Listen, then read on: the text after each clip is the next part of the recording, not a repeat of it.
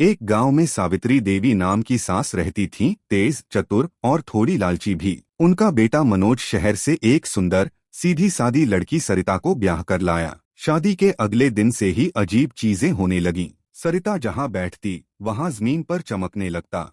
उसके हाथ का खाना इतना स्वादिष्ट था कि खाने के बाद लोग कहने लगे, अम्मा जी, बहू के हाथ में तो जैसे सोने का जादू है। पर असली चौंकाने वाला दिन तब आया जब बहू ने आटे की रोटी बनाई और वो रोटी सोने की निकल गई। सास की आंखें फटी की फटी रह गईं। बहू, ये कैसे? सरिता मुस्कराई। सासू माँ, जब मैं खुश होती हूँ तो मेरे हाथ से बनी चीजें सोना बन जाती हैं।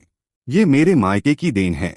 मगर ये जादू तभी चलता है जब घर में प्यार और सम्मान हो। सावित्री देवी समझ तो गईं, मगर मन में लालच जागा। अब वो रोज बहू को खुश रखने लगी। बहू, तू राजा जैसी रानी है, तेरे बिना घर सूना लगता है। मनोज, बहू को हलवा बना के खिला।